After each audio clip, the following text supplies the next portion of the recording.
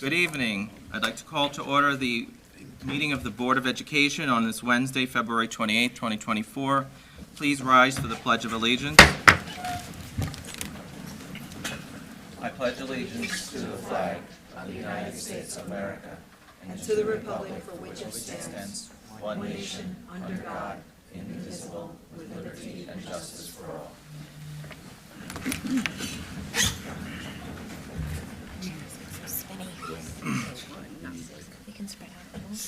Unfortunately, we find that we have 3 memorial resolutions tonight for employees of the district. I'm going to read each of them. Unanimously adopted by the Monroe-Woodbury Board of Education at its regular meeting on Wednesday, February 28, 2024. Whereas Ms. Kathleen Vernola Cookie was employed by the Monroe-Woodbury Central School District as an elementary teacher. Her employment with the district began on September 1990 and retired in June of 2007. The second individual is Miss Mary E. Gray, and she was employed by the district as a cook manager. Her employment with the district began September 1972, and she retired June of 2014. And the third individual was Miss Jean Maxon, and was employed by the district as an elementary principal. Her employment with the district began September 1984, and she retired in February 2007. And whereas through all of their dedication have touched the lives of many individuals in our district, it is hereby resolved that the Board of Education, on behalf of the entire district, extends in memoriam its appreciation and gratitude, as well as its sincere condolences to each of the families of these individuals. As the above resolution is adopted by the board, it will become part of the official historical records of the district and will serve as a memorial for lasting all time.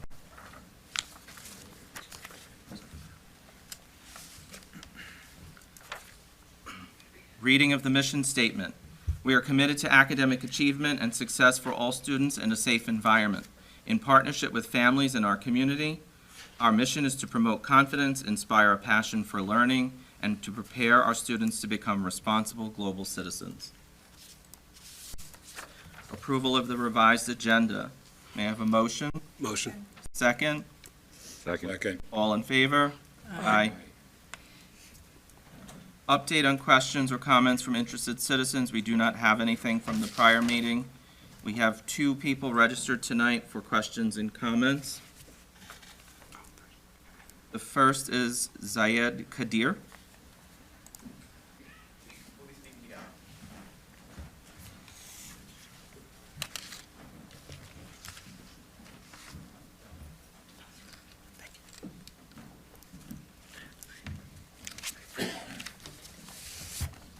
Good afternoon. Before we begin, we would like to congratulate Superintendent Rodriguez on ending her wonderful time as superintendent. We would like to thank her for her openness in helping us with this movement, and we wish her all the best in her future. My name is Bisma Malik, and this is my peer, Zayed Kadir. We are representing the many Muslim students in Monroe-Woodbury School District who celebrate our beloved holidays Eid al-Adha and Eid al-Fitr. Eid al-Adha occurs after Hajj pilgrimage. On this day, many families welcome back their loved ones and commemorate their hard work. Eid al-Fitr occurs after Ramadan and is done to celebrate the hard work of all who fast during the month of Ramadan. Both usually have congregational prayer in the morning, which takes place during school hours. These 2 days are extremely important to us, but as students, missing a day of school is extremely difficult, as it becomes very hard to keep up with work, because all it takes is missing 1 day for a student to get set back tremendously. We have heard stories of children whose parents made them attend school on Eid, as well as students who chose to celebrate and consequently missed important exams. The decision between attending school for a crucial test or lesson and celebrating a religious holiday should not be one that students are forced to make. According to the Times Union at Monroe-Woodbury Islamic Center, the population of people there has grown by over 50% since during COVID. It is also important to state that many Muslim students who go to this school do not go to the Monroe Islamic Center, such as me who attends the Middletown Islamic Center. Muslims only celebrate these 2 holidays, but many students end up having to miss out due to school. Implementing Eid as a school holiday furthers the district's mission to create an inclusive environment for all students, but allows Muslims Muslim students to participate in their beliefs without compromise and allows them to feel more welcome in the school district. If we don't ask students to come to school on Eid, if we don't ask students to come to school on Christmas, why should we do so for Eid? I'd like to address some of the concerns that the Board of Education has brought up and Superintendent Rodriguez has brought up in previous communications. So a big issue that the school district brings up is the floating nature of the holidays. The holidays themselves are done through the lunar calendar and therefore can be calculated. The calculation for the date has not been wrong since 1993, so it's highly unlikely that the date given by our local Islamic organizations would be incorrect. The Monroe-Woodbury Islamic Center has offered to give the Monroe-Woodbury Central School District the dates as when they request it for the holidays. Secondly, there's a large concern with the amount of school days in the year. Obviously, it's very hard when adding any new things to the calendar. We are asking for 2 whole holidays. And so I am suggesting that because if I'm not mistaken, there are 4 administrative days on the proposed calendar, that we have those 2 of those dates lined up with the holidays on the 2024 to 2025 school year calendar, those being Monday, March 31st and June 17th. And that's all I have to say.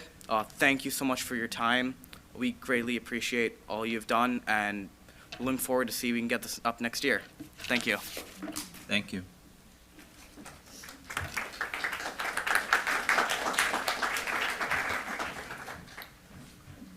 The next speaker we have is Bernie Vega.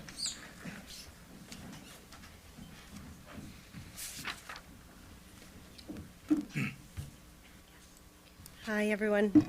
So good evening, trustees and cabinet members. My name is Bernie Vega, and I'm a parent of a middle schooler with an IEP and a typically developing student in the elementary school. While I may not know many of you personally, I have been an advocate of special education needs in Monroe-Woodbury since 2015, prior to my son attending kindergarten. If you know my work, you know that I do my best to think of all students and stakeholders when addressing the board. I don't like to waste y'all's time. So today I stand before you wearing many hats that are impossible to take off. So I hope you find the concerns I emailed earlier this week about the interview process to be clear and transparent. It is my understanding that the process of hiring the superintendent is different than years past. The decision to go with district-wise is a respected one. However, my concern lies with the final interview process, where the Board of Ed, all of you, will interview the potential candidates, none having pre, during, and post-pandemic exposure to day-to-day challenges with Monroe-Woodbury students with IEPs. The Monroe-Woodbury PTA Executive Council met with district-wise, and I personally went to the in-person meeting held at the high school also, giving us the opportunity to highlight what we have heard our membership express as requirements of the new superintendent at Monroe-Woodbury. So we are open and candid, as we would have been with administrators. We've been in many of those meetings, and if they didn't ask us anonymously, we would take pride in the voice of all the students and the partnership built over the years. So the most challenging, and I predict because of systemic challenges not specific to Monroe-Woodbury, will always be special education. And we have made some strides here to work towards a more inclusive culture of disabled students. I'm asking the Board of Education to please consider representation of an involved special education parent like myself to be involved in that interview process, because to no fault of yours, it is a world you don't truly understand until you live it. The PTAs can proudly say that we have made progress due to the trust that we have built with the superintendent, administrators, and we look forward to advocating and hope our efforts help us lead in special education. So something as simple like Capabilities Week that started in Pine Tree is now in all 2 to 5 buildings. And we now have it at the middle school and a unified version in the high school. And this is not credit to one person and one nonprofit or one organization, but the ongoing collaboration from the top, focusing on the need to highlight and be intentional about special education. In order for the Board of Ed to be true to the mission statement read tonight and every time you all meet, special education families require appropriate representation in the interview process of the new superintendent when making such a huge decision. I humbly ask, on behalf of all PTA presidents, that you reply to my email, as many community members have asked me on a personal note to start a petition. However, I know and trust our community values collaboration with families. Thank you. Thank you.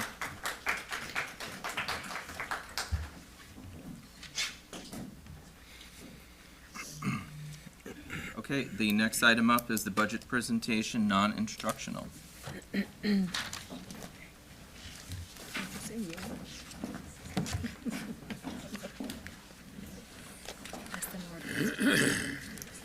the really hard questions.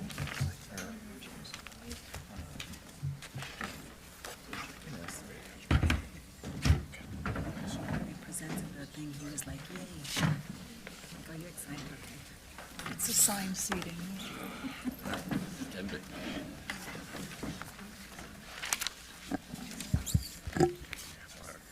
Okay, good evening, everyone. I'd like to thank the Board of Education for allowing us to present this evening.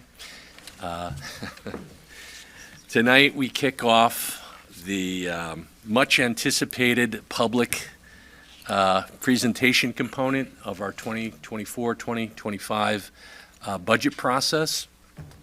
We're going to talk about the revenue budget, tax cap, property levy, state aid, that sort of thing. We're also going to get into the major non-instructional components of the budget next year. So with me tonight is Andre Rudiak, the Director of Buildings and Grounds, Dawn Russell, our Transportation Director, Argal Villas, our Assistant Superintendent for Compliance and Information Systems, and over there is Joe Tripotto, our Director of Safety and Security, which we'll also be covering.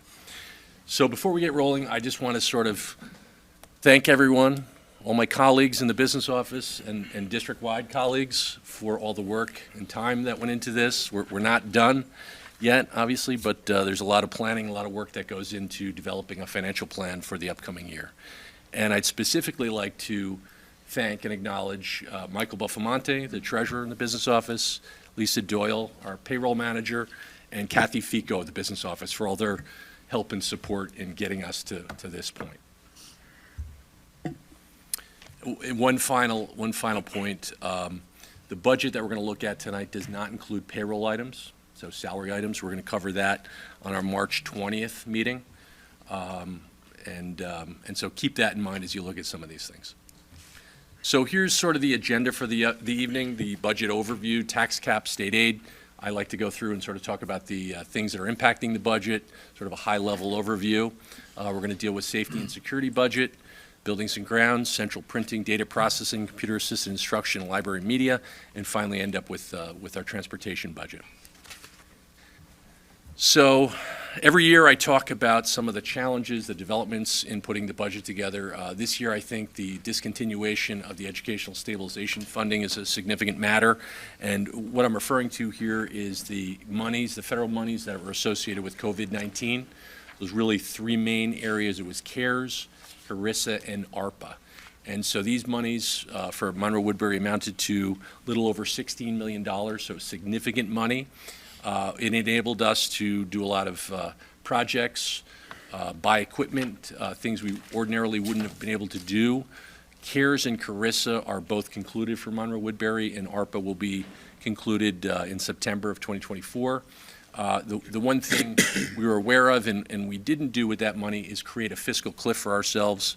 They warned against that. You don't want to start programs which are ongoing when you have limited money or one-time money. So we didn't do that. But we spent federal monies on Summer Bridges, which was a program to mitigate learning loss. We spent money on extra tutoring for students, social emotional support for students, PD for staff. We did some work, and we're continuing to do work at the middle school auditorium. It's literally a capital project. We invested money over there. We use federal monies for the pool renovation that we did a couple of summers ago. We bought safety and security equipment. If you remember, we talked a lot about that. The classroom door lock replacement project, that was over $450,000. We used federal monies for that. Radio replacement project, federal monies was used for that, as well as equipment for safety, security, and buildings and grounds. So it was an important funding source. It helped us in a lot of ways, and unfortunately, it's ending. Loss of rental income at the Harriman Center. So you may be aware we're renting part of the Harriman Center to the Village of Harriman. They're in the process of constructing a new village hall right across the street. So we anticipate they would vacate that property sometime in late spring or early summer. So that's about $80,000 annually we're receiving revenue, which would go away. I think the other piece of that is having someone, a tenant in the Harriman Center, is actually has value for us. You know, it kind of keeps the building in good shape. Someone's watching the building, monitoring the building, and once they vacate, we'll have to sort of reevaluate what the long-term plan for that property is. Increasing contract transportation. So that's been an ongoing theme the last few years in these budget presentations. Dawn will talk much more about that.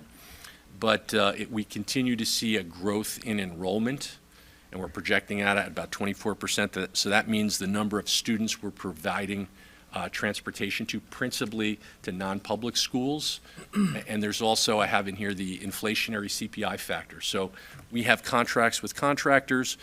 When we renew these contracts, there's an inflationary factor at CPI that's applied to that. So obviously inflation's been high, the CPI value has been high. So both the number of units of transportation, if you will, is increasing, the number of pupils we're transporting is increasing, and the price of the transportation is increasing, continues to increase for next year. We're anticipating another, substantial increase there. 24-25 health insurance premiums. So in past years, this has been a bigger deal than this year. We're looking at a 3% premium increase, which is manageable, I would say. It's still about $900,000 for Monroe-Woodbury in our budget, which is significant. I like to sometimes just point out what the premiums are. So for an individual for next year, it's about $14,112. The two-person, which is a relatively new category, is just under $31,000, and the family plan is just under $35,000. So we have cost sharing with employees, but it's still a big number and a big piece of our budget. The Orange Ulster BOCES capital project. So we talked a lot about that last year. So that is starting to pick up speed and momentum. So the impact on our budget for next year is an increase of about $238,000. So we're going from about $940,000 to a little under $1.2 million in the budget for next year. And I believe there's one more increase in store for us until that is fully in place and underway. And then that would be, as we discussed, an ongoing component in our budget for the next 15 or 20 years.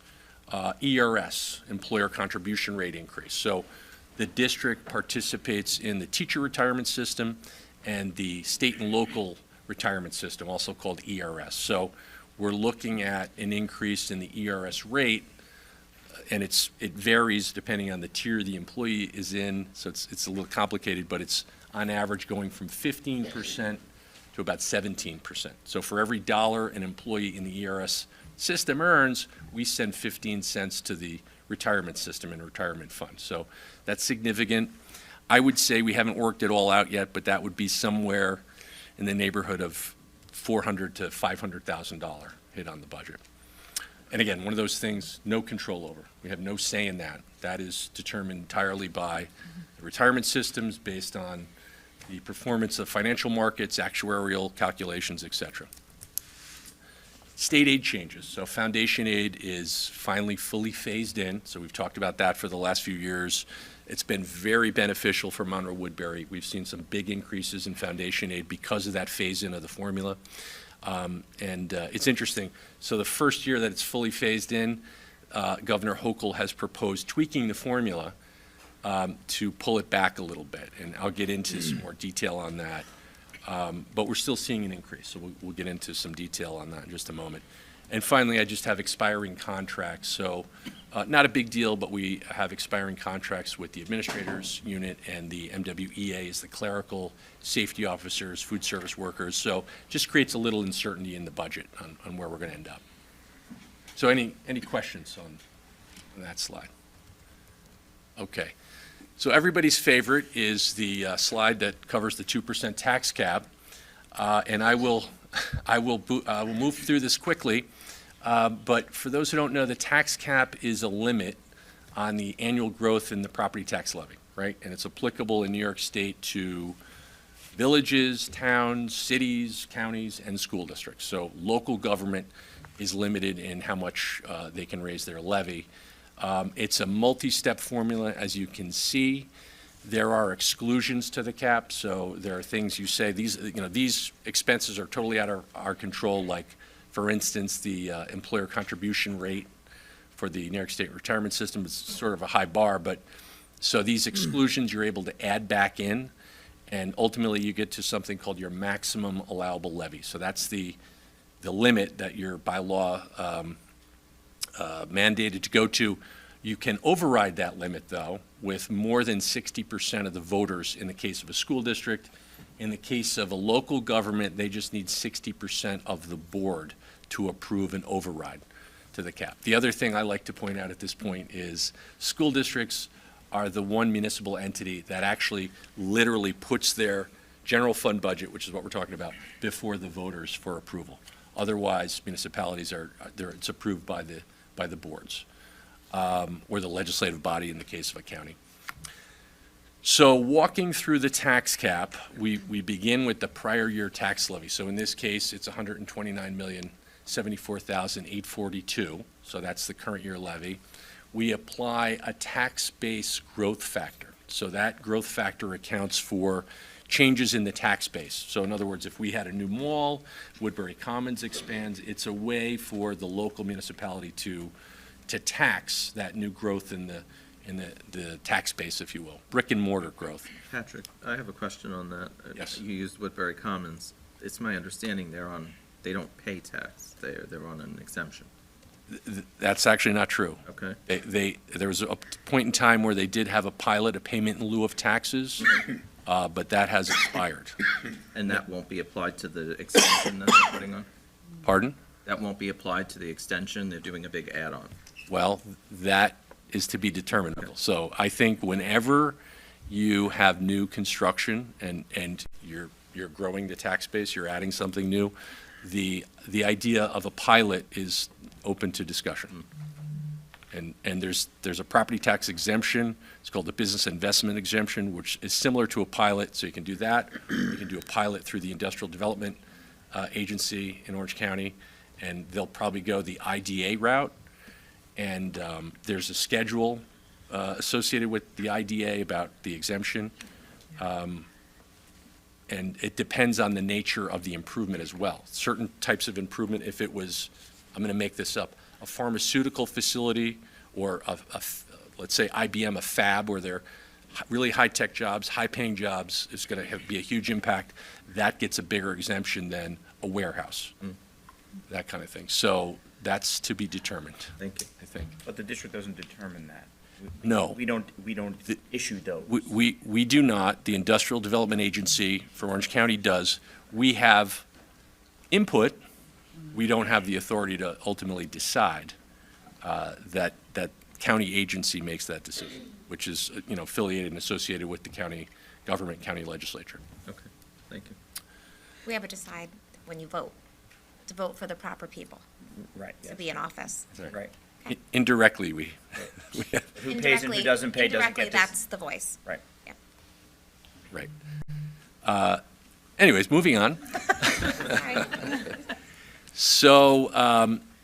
So we left off with the tax base growth factor, and for us, it's 1% for next year. So the assumption is the tax base is growing by, the brick and mortar by 1%. That's provided by the New York State Department of Tax and Finance. We add back the prior year pilots. We subtract the prior year exemption. So I'm going to use the word exemption, exclusion. It means the same thing. It's those things that are added back to this at the end. Is And we that, have- would that be that increase in the teacher's retirement fund that you were talking about? It would be that. Okay. It would be, it's principally capital expenses minus any state aid. So we have debt service and there's building aid associated with it, so that net difference is an add back. Our buses are capital expense. They can be an add back less the transportation aid. When it's more than 2 percentage points change in the employer contribution rates for TRS or ERS, that is an exclusion. It's pretty rare, but actually there is one for this year. Okay. Let's see. So we have our adjusted prior year levy, and here in the middle of the formula, I have a red box around it, is where the allowable growth factor. So that is the 2% in the 2% tax cap, and it's 2% or CPI, whichever is less. So for this year, it's 2%. CPI is about 4.1%. And so we've talked about this, that this is sort of the problem with the formula, is for the first, I think the formula went into place in 2011. So let's say for the first 9 years of its existence, there was low inflation, so it wasn't an issue. Now we have high inflation. And so you're limiting that growth to 2% when everything costs 6% more, or 4% more in this case. Hopefully that's trending down. So you apply that 2%, you subtract your coming year pilots, and you have your tax levy limit right here. So for our case, it's $132,235,766. So then we add the coming year exemptions or exclusions. And for us, for next year, that number is fairly high.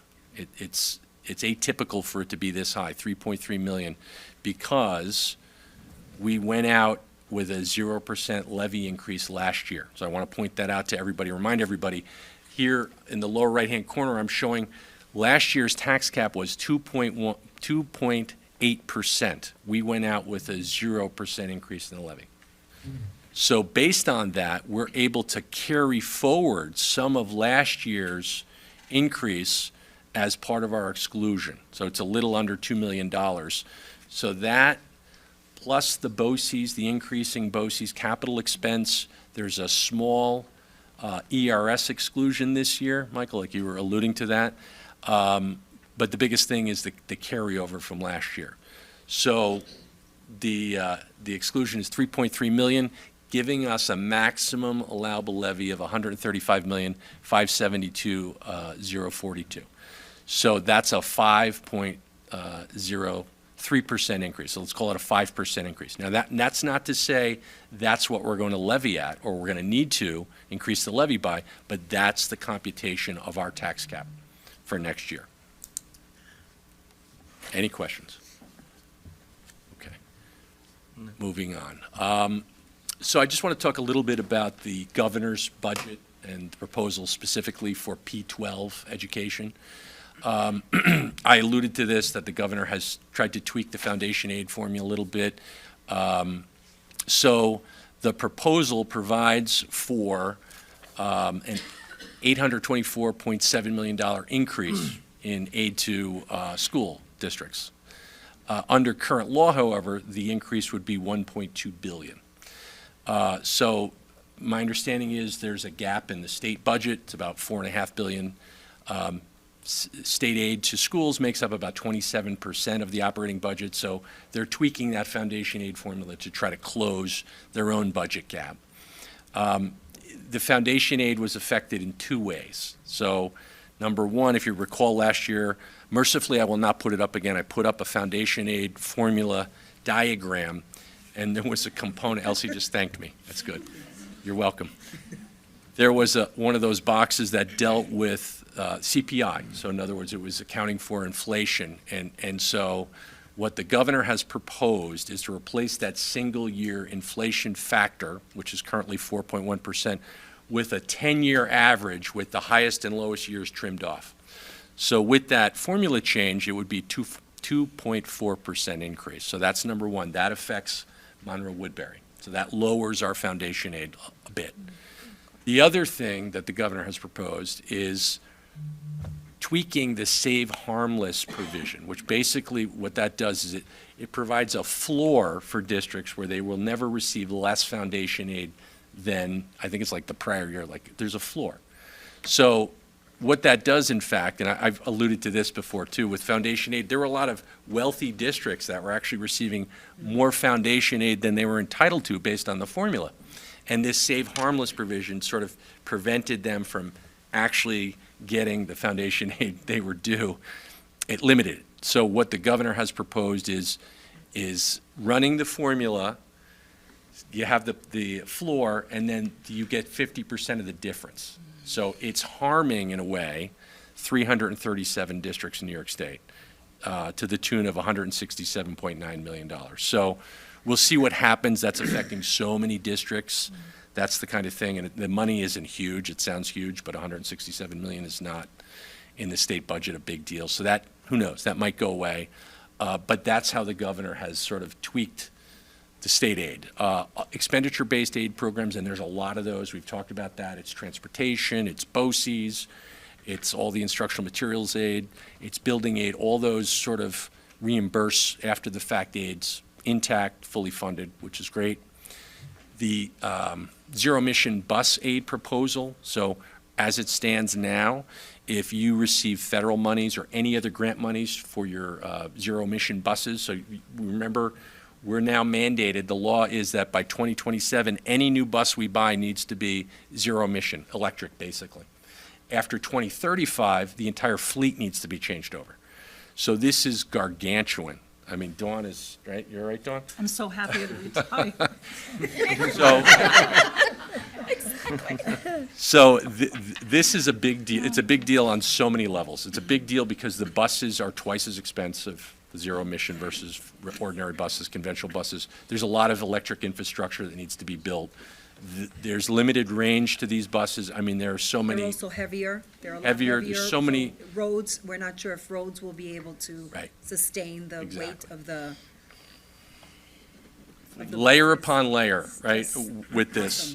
And so this was one of the limits where they were saying if you got a grant, you can't receive transportation aid. You can't double dip in essence.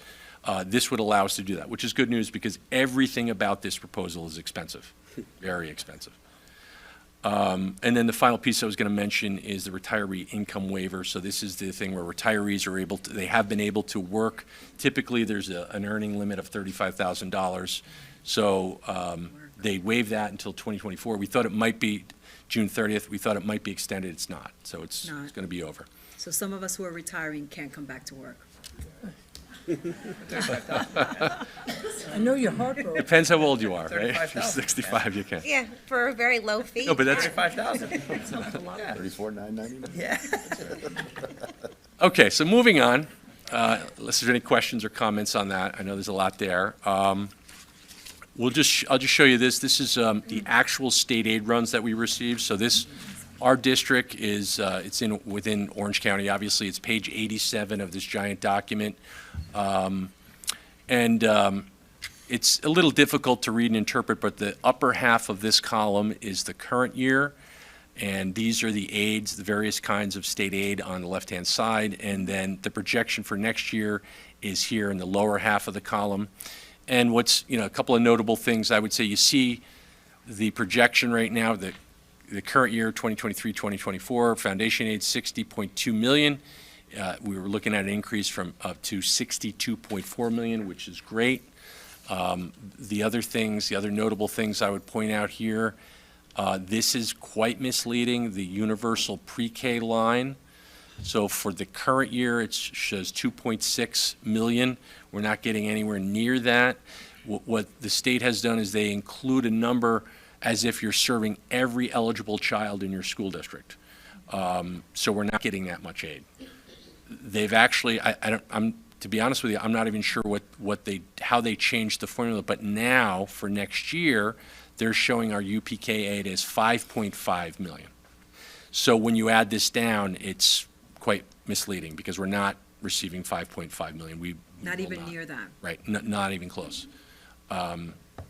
The other notable thing I would point out here, and I'm going to get into it a little more deeply, is this transportation aid number, 15.1 million. Above, it shows 13.3. I can barely make it out. So that's a big increase, but it's actually in the next slide, it's even a larger budget-to-budget increase. And that's how I look at aid. We look at all this stuff budget to budget. It's the flip side of the increase in transportation expenses we've been talking about. The escalation in the contract transportation, servicing more students and things, that eventually, and we've said this, the transportation aid goes up too. So it is happening, and that is, you know, the silver lining of the increases in expenses. So let's move on. So this is just a, I'm sorry, I have a question. Sure. Do you want me to ask it now or wait? yep, go ahead, So Stacey. can you just elaborate or tell us the breakdown as far as what we received for the pre-K aid versus what it's actually costing us? And I think it's important to stress the piece that Elsie just mentioned also, because as a board member, that is a question that I get from the community is, why is there still a wait list? I thought it was eligible for all, et cetera, et cetera. And I think it's important for people to understand that while it is a wonderful program, we, Monroe-Woodbury, do not have the space allowable to open up to the need that we have. Right. So while it is a great program, there's not necessarily the space to actually run it. Is that accurate? Yes, and there's a local component to it. So we're receiving, I don't have the numbers handy, like just at my fingertips, somewhere around 5,600, I think, per pupil. We're using community vendors, we're using some outside vendors, and also doing this at Sapphire Elementary. But on average, our cost per pupil is probably somewhere in the neighborhood of, I would say, 7,500, maybe 8,000. So there's a local component to this, and as we serve more students, the general fund has to absorb that difference. We also used, in the last few years, some federal money to support that. We've actually started to add that back into our budget, so we didn't create a fiscal cliff for ourselves. But that also sort of softened the blow of starting those programs. But we also have, so we have two programs, right? We have our in-house program. That's right. Which the cost is different. Yep, And what we have in others are neighboring community Right. programs. outside providers. So, right, outside providers. So I think you said that the cost was $7,500 or maybe $8,000 for, On average, I right? think it's like $8,000 for, because we just did an vendors. RFP. For the vendors. What are we paying for the vendors? We pay about $8,100. So 81. Well, it costs $8,100. We don't pay the full $8,100 because that's minus Offset the contribution money from the that we state. get, but it's not all paid for by the state. No, Right. that's the bottom line. Right. Right, so then we have to come in as a district and supplement that cost. Yes. And I just Absolutely. want to clarify. Which also 'cause I know includes for it's- the in-house, I'm sorry, for the in-house costs. Right. That includes salaries and benefits of. Which is not costing us $8,100. Correct, right. Right, but I just want to verify, when you're saying a vendor to the public, those are the outside preschools that have put in that they are willing to participate in this program. Correct. Put We- in In this district, we have Currently Kids Corner. two Kids Corner, vendors, correct, preschools, that are participating in this outside program. yes. Are we and we have, I think, 3 sections in-house, is that accurate?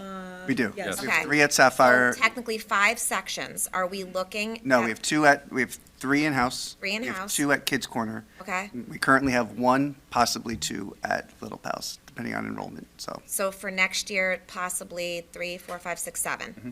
Okay, do we think we can increase that more, or is that what we're looking at? That's what we're looking at for right now. And because the other piece is with the $5 million in state aid that we just heard about, the state says, oh yeah, Monroe-Woodbury, you have $5 million, but you're only allowed to spend $5,600 per student. So if we could say, hey, look, we'll take all that $5 million and spend it the way we want to, but we're limited in terms of what we can actually But we spend. pay what they provide us per child. Right. Right. Correct. Even though that looks like a large sum of money, it's not what it cost us per child. And those costs will continue to grow. That's right. And it's also, I'm sorry, just one other thing. It's also important to note, $5,600 per student may go a longer way in other parts of New York State than they do in this area. So the cost of childcare or pre-K care is much higher here than it might be in western New York or way upstate New York, where that 5,600 number might be more in line with what it costs. That should be a formula that maybe they look to tweak as well. And just to complicate more things, there's something called old pre-K money and Right. new pre-K money. There's multiple programs. So there's multiple programs that go out there. So we're considered new pre-K money, which is different than old pre-K money. Okay. What you're allowed to use the money for. Correct. Right. And these numbers are based on per pupils, the number of pupils you serve multiplied by a value, 5,600 or whatever it is. That's how you get to that. So we don't get $5 million or $5.5 million unless we serve a huge number of kids. Right, which I spoke to Senator Skoufis when he said, I'm giving you $5 million, where are the children? I said, I don't have that many children to serve, Right. even if we try to. So I think their number is skewed because they've included other students that would not be going to our program. And I think one of the things, Stacey, that you may hear from people in the community, especially as people move up from New York City, every child in New York City is eligible to Correct. take part in their preschool program. So they have their pre-K 3s, they have their pre-K 4s, and they don't, the people who send their kids there don't have to pay for that. So we get phone calls in my office saying, I don't understand, I just came up here, why doesn't every kid have access to that? And part of it is a financial reality that we have to factor. And if we served enough kids to get $5 million, we'd have to have 3 in the general fund. We'd have to increase the general fund by $3 $3 million million. to serve, that number. To offset the difference. Correct. To fully fund it, to really fund it. And it's a blended average between the outsourcing and then our in-house program as well, so Okay, thank you. you're welcome. Okay, so this is just a schedule that shows our budgeted numbers, and so we have the same, types of aid on the left-hand side, foundation aid. We can see the number here, 62.4 million is the proposal or the projection for next year, and 60.6 million is what we budgeted for this year. If I go back, if I go back to this slide, you see the upper half is the current year, 23-24. This is showing 60.2 million. So between last year and this year, we've got less foundation aid because the numbers can change, the enrollment can change. It's fairly complex. Usually foundation aid is the most stable of all the aids, but even that in that year period went down. And so it's good news. We're looking at an increase in the foundation aid. The BOCES aid, the high cost, private excess cost aids are difficult to, fully understand. The BOCES are reimbursement aid, but it's again a projection. The instructional materials aid, hardware, technology, software, library, and textbook, pretty similar to where they were in the current year budget. The transportation aid is the one that I wanted to just spend a minute on. So this is a budget number. $10.2 million with a projection of $15.1 million. So that's great news. We're receiving more transportation aid because we're experiencing big increases in transportation expenses, right? Being driven by our non-public enrollment, et cetera. And when you might say, well, how could that be? How could we be so far off? How could it go from 10 million to 15? Well, when you think about this $10.2 million projection last year when we did the budget a year ago, it was literally based on the summer of 2022. So we finish a fiscal year, and in the summer, the state requires us to submit the financial results from the past year. So in the summer of 22, we submitted our 21-22 results, and part of that, those are actual values, is projecting what we think the upcoming year will be, what kind of expenses we will have. So in summer of 22, we're projecting 22-23 expenses, and this is before some of these transportation expenses started to really take off and increase a lot. And that projection for 22-23 is then used, because that expense is then the state aid in the following year. So that would be our state aid in 23-24. I know that's a difficult idea to understand, but it's almost like a 2-year lag, and we saw some big increases. It accelerated quickly. And I think that's why, I looked back, this was literally, the projection last year was 10.2. We're going to receive 13.3 for this year, if you go back. And that's what I'm saying, like, state aid is not set in stone. These expense-based aids can move around a little bit in their projections. The one that's the most stable is foundation aid, and even that changed by $400,000 in the current year. The other thing that's notable here a little bit is the building aid, the decrease in building aid. So we're going from 4.3 million to 3.7 million. And I talked a lot about this during the discussion of the capital proposition, where our debt service was falling away. We're saying we're paying off our existing debt, but you're also losing the building aid that was associated and was, linked up with that. And that's what we're seeing here, is some of that building aid is starting to go away as well. Not the final line, but the final line here before we total this is the MW state aid adjustment. So what I like to do is I look at all these factors and then make an adjustment, because so much of this is a projection. It's not locked in. And so I'm suggesting or recommending that we increase the adjustment, the local adjustment, from 2.5 million to 2.7, giving us a budget total of 88.7 million. So that's good news. Compared, relative to the budget of 81.5, that's a $7.2 million increase. So that's good news for Monroe-Woodbury in the state aid department, so to speak. So let me keep going. Any questions? I know that's sort of difficult to understand, and the multi-year thing was, I probably could have done a better job on that, but just conveyed the point that it's projections and it's not always locked in. So here is the ever-popular budget triangle. I take a lot of flack for putting this up every year.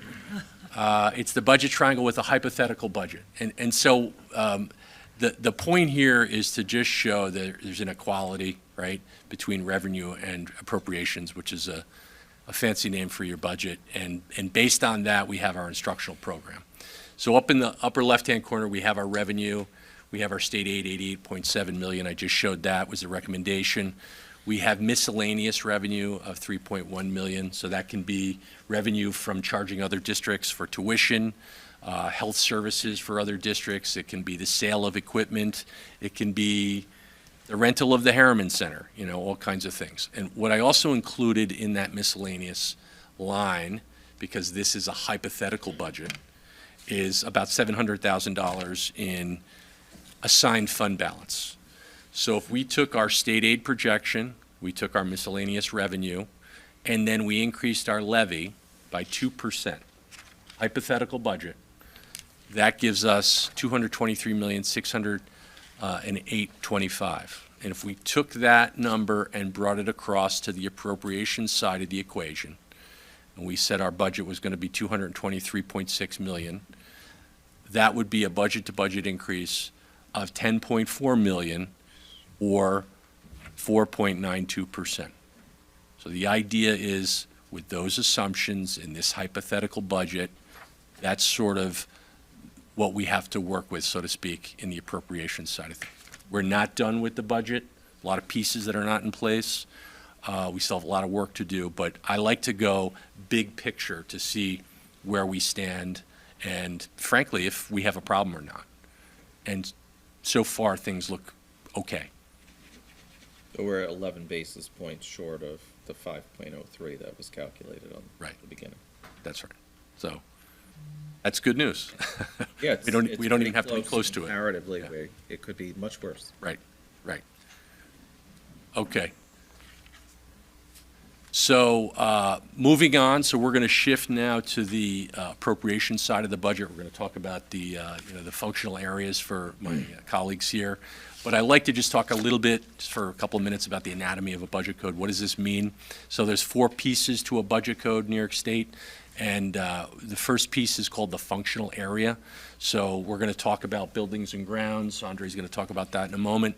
That's 1620. That's part of the state prescribed chart of accounts. That's the same any district you went to in the state. Safety and security is 1622. Bargov is going to talk about printing, data processing, IT-related things. That's 1600s. 2 is anything instructional, so 2110 is teaching, 2610 is library, 2630 is computer assisted instruction. Anything that the functional code that begins with a 55 is transportation. So 55, 10, 30, and 40 we're going to go through. So that's a function code. The object code is sort of the object of the expenditure. So salaries always begin with a 1, equipment 2, and so on. Location codes are specific to a district or organization. So for Monroe-Woodbury, 1 is our high school, 10 is Sapphire Elementary School, district-wide is 09, and then program codes, the last part of a budget code, are specific to the district as well. So we use that to say the math program, any budget code associated with math is going to end in 4200, that kind of thing. So we can sort things, we can run queries based on those codes. So that's the sort of the overview of a budget code.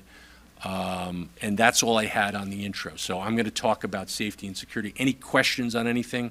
Just went over. I know we covered a lot. Okay, so moving on.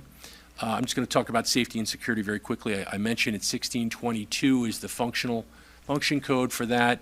And we did this last year. I'm just going to quickly run through what are the objectives, what are the tasks, what are the things we do in the security department on a day in and day out basis. So support and assist building administration, keeping the building safe, keeping things orderly, healthy school environment, supporting school arrivals and dismissals, support district athletic and extracurricular events. Obviously, we provide security at those events.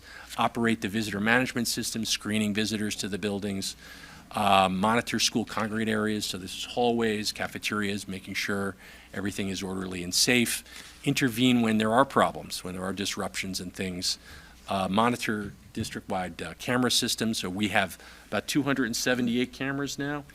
And the great thing about security cameras, they enable us, particularly at the high school, middle school, to sort of leverage our people. So we can have one person that can actually monitor 10 different locations using the camera systems. We use cameras for after-the-fact investigatory purposes.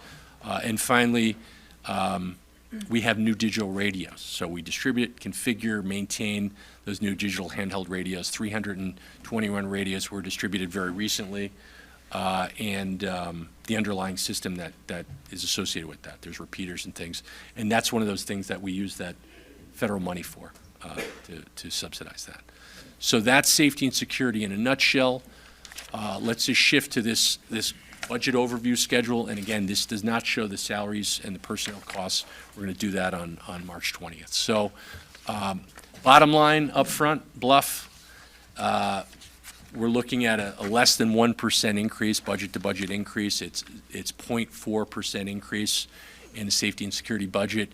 I would say the notable things here under security equipment, we're proposing an increase from $50,000 to $70,960, and that's to fund the Swipe K-12 scan kiosk. So we want to add 8 kiosks to the high school.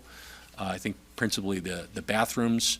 Other equipment in that line would be purchases of additional cameras, Raptor units, those are things that we occasionally need, and the evaluation of exterior strobe lights on the buildings, which would be activated in the event of an emergency. The other thing, the budget's relatively flat or decreasing. The other thing I would just point out is the security professional fees. So that covers our school resource officers, the costs associated with that.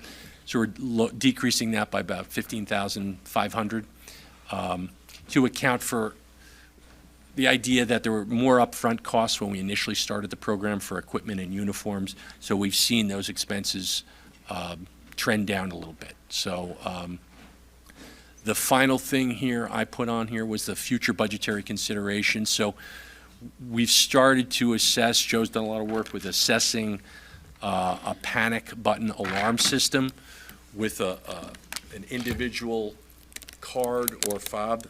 Is that for Barbara? Thank you. We're still in sort of the evaluation process, but it would enable individual staff members to activate an alarm and or call for help, if you will. And so that's not actually included in the budget. I would say it's a relatively expensive item. You know, it's not ridiculous, but we need to spend a little more time to evaluate it. But part of that was something Governor Hochul had put in, that she wanted school districts to consider and evaluate. It's not a mandate, panic alarm system. So that would be something that we're in the process of doing, and that would sort of check that box as well. So that's future budgetary consideration. So it says here, Yeah. it was mandated for us to consider it, so. That's right. It's not a mandate. It's not a mandate. Correct. It's mandatory consideration, Nice Michael. talk. Mandatory Think about it. consideration. You don't have to do it, but just mandate, think about it. You can say no, thank you. So that's it, pretty straightforward on the security budget for next year. Upcoming key budget dates, so March 1, we submit the tax cap information to the Office of State Controller, and we can revise that because, we're not done yet. March 20th is going to be a big board night with presentations. We're going to do personnel and benefits and instructional programs. Superintendent's budget recommendation, April 18th, and board adoption, April 29th, property tax report card, budget statement published to district website. We'll have a public hearing on May 8th, and on May 15th, mail out the notice and the informational pamphlet to the residents of the district. And the big day, May 21st, is the statewide budget vote day, also known as the district meeting, annual meeting. And that's all I had. So, any questions or comments? No. Okay, great. So I'm going to pass this over to Andre Rudiak, who's going to give us an overview of the Buildings and Grounds budget for next year. Good evening. Thank you for letting me present the Buildings and Grounds budget for 2024-25 school year. I would like to begin with thanking my entire department for their support to the district and myself, and also for going above and beyond every single day. With that said, operation and maintenance overview. So we had last year, or this year, 79.5 positions in my department. We are proposing the same for next year, which is 7 in management, 55.5 in custodial, 8 in grounds, 9 in maintenance. With that said, custodial staff cleans roughly 1 million square feet nightly. That equals to 3,000 square feet houses, or 6 3,000 square feet houses per staff member. 229 acres maintained by 8 ground staff, or 29 acres per person, in addition to preparing the playing fields for school and community sports. With over 1,260,000 total square feet, our maintenance staff preserves the district investment in facilities, contributes to the educational mission by ensuring facilities are comfortable, safe, and secure. That helps students, teachers, and staff reach their potential. Project that we did in this past year, I'm going to start with district-wide projects we did to ensure safety and security for our students. So these projects were done in every single school. So we did replace door locks so that our classroom now can be locked from inside without the key. We installed shades in all the classroom doors. We numbered all the exterior doors, and we installed classroom numbers on rescue windows. In addition to that, in the high school, we replaced stair treads on staircase number 4 from A level to D level. We paved and restriped the parking lots. In the middle school, we did pave the side parking lot. We seal coat and restriped all the other parking lots. We painted white columns and overhangs under the roofs, the entire building, on the exterior. Installed new gas meter and relocation of the service to the building. And we also built and installed new shelf storage units for the music department in one of the music rooms. In Central Valley, we installed new shades in all the classrooms on their windows. We renovated the computer lab in 500 wing. We installed new LED lights in all the hallways. We installed new condensate tank in 400 wing boiler room. At Pine Tree, we paved and restriped parking lots. We installed new LED lights in the parking lot. We installed new hot water storage tank. We replaced 200 feet of sewer line. We installed new floor, replacing old floor in one of the classrooms. In North Main, we installed new window shades in all the classrooms and replaced several exterior doors, and we repainted cafeteria and kitchen hallway.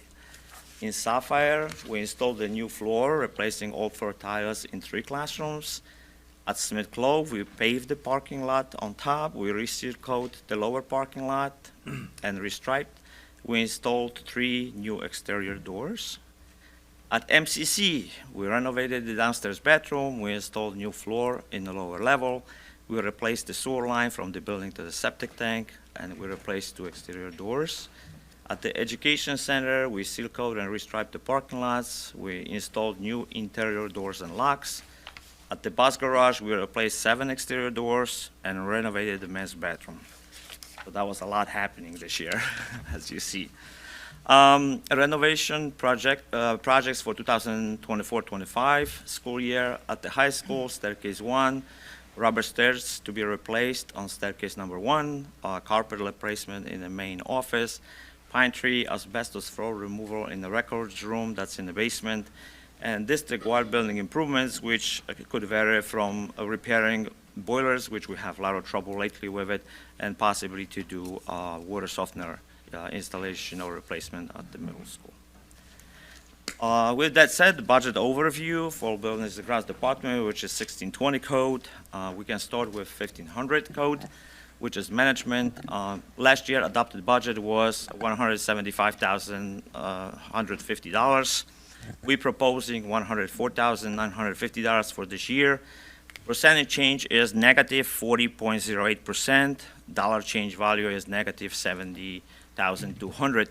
The reason for decrease in that code is we were paying for rental of the bathrooms by the football field on each side of the grandstands. We purchased new bathrooms, which should be delivered around in the middle of April. So that cost is no longer be occurring, so that's why that code goes down that amount. 1600 code is a custodial code. Last year adopted budget was $439,500. We're proposing $463,585. Percentage change is 5.48%. Dollar change value is $24,085. The reason for that increase is the increase of supplies, cleaning supplies, paper towels, paper bags, all that's going up. We're also buying 2 auto scrubbers for 2 different buildings. 1700 code, it's grounds code. Last year adopted budget was $259,171. We're proposing $361,833. The percent change is 39.61%. Dollar change value is $102,662. The reason for that change in that code is we had 2 11-foot cut Jacobson tractors. One died, was already obsoleted. The second one, we brought it to the dealer. His advice was the turbo on that machine doesn't work. There is no parts available for that machine no longer. So he said, use it till it dies. I did ask a question, how long is it gonna last? He said it could be a week, 2 or month or 2 or 3, but they can't give us a projection. So I'm proposing to buy a new Toro mowing machine, 11-foot cut. Also in that code, I'm proposing to buy the toolcat machine, which we're using to groom our turf fields and also to bring the stage, the chairs, the platforms for the graduation to the turf field. That machine also comes with the snowblower attachment, which helps us in the high school to blow. We have a lot of attachments for that machine because we have the older version of that machine, but it's kind of dying, so it makes sense to buy the same machine. This way I don't have to buy attachments for it because we already have it. 1800 code, it's this maintenance code. Last year adopted budget was $1,779,300. We're proposing $1,929,832. Percentage change is 8.46%. Dollar change value is $150,532. In that code, I'm also proposing to buy the maintenance truck for the maintenance person with the plow. We have a Chevy who is 2008 truck. The plow already doesn't work on it. Plus the increase of all the supplies for maintenance, the inspection, the contractor repairing stuff, it doesn't go down. So that's the reason why that increase is there. In 1900 code, that's a building improvement code. It was $300,000 last year. It's the same this year. There's no change there. 2000, it's utility code. Last year adopted budget was $3,213,884. We're proposing $3,214,911. The percent increase on that is 0.03%, which dollar change is $1,027. Overall, last year adopted budget was $6,167,005. We're proposing $6,375,111. The percent change is 3.37%. dollar change value is $208,106. With that said, budget goal for 2024-25 school year is to continue to maintain a high level of cleanliness and maintenance in the district and facilities, maintenance of capital improvement in the district, facilities, and the fields, and also continue to work on a capital project, which I want to thank everybody for approving and voting for. Very much needed. With that said, are there any questions? First of all, thank you. You're welcome. Is there anything above that could have happened in the capital improvement project, or is everything that's been noted completely separate? So, with capital improvement, we get a big chunk back. So some of these improvements I see for renovation for next year, like staircase, for example, it couldn't have gone into capital improvement. We did not include that in capital project when we talked about it. So we did one last year, and if you go to the high school and you're going to see the rubber on the stair treads, Yeah. they are completely peeling off. So we're trying to do at least one staircase a year, so spend it over 4 years instead doing it one shot.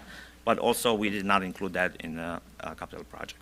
And I guess at this point, we're not able to put anything else in it other than what was already identified. We're on the very front of a stage of that capital project. We don't know how far the money is going to carry us. It's a 4 or 5 years going forward, so it's hard to predict if we're going to have the money or not.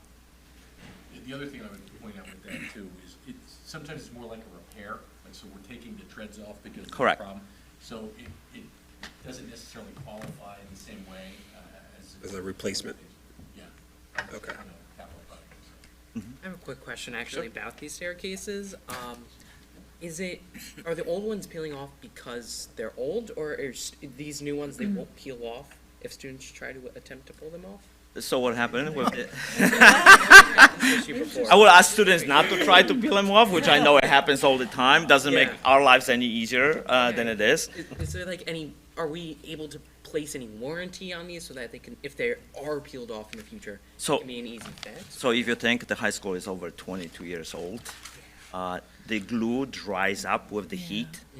That will happen the same thing with your carpet in your house. If you glue your carpet to the thing, after a while, it's going to start loosening up because we also mopping those staircases every single night. In the summer, we actually scrubbing the entire staircase from A to D level with more water than normally.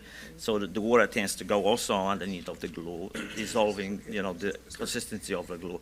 And over age, the glue just doesn't hold Yeah. forever, so they start peeling it off. Thank you. You're welcome. Does any of this tackle some of the room regulation? Like some rooms are very hot and some are very cold. So is that more a capital project, or is that some of this that you show here? So there is two components to it. Some is repairs. So if the valve on the univentilator goes bad, that comes from our supply. Our maintenance guys go in, replace the valve, and we make it back to working condition.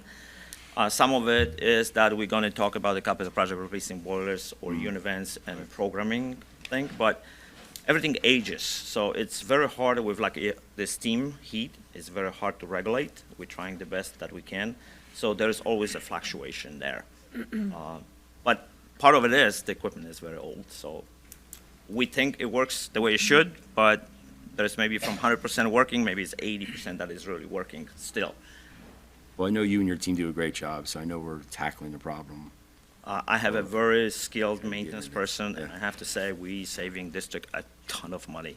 I mean, they are willing to come at 2 o'clock in the morning or whatever is needed to do, and they're doing a great job. So I thank them for that every single day. Makes my life a little bit easier, but also the teachers and everybody else feels more comfortable when they come to school and there is heat there. Thank you. I have a question about does somebody else have a question?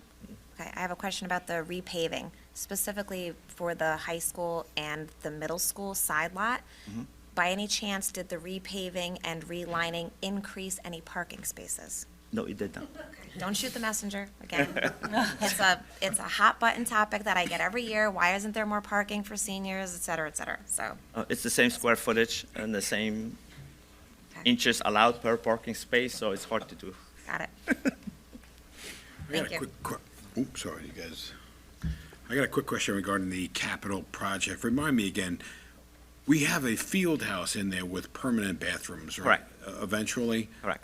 Okay, so the bathrooms we purchased, what's the shelf life on something like that? So it's going to take us at least about 2 years to build those permanent bathrooms, and when they are built and fully functional, then we can evaluate where there is a need or what can we do with the ones that we have. 5 years? Good evening, board members, Superintendent Rodriguez, and my colleagues. This is a technology budget. Thank you for the opportunity to present it.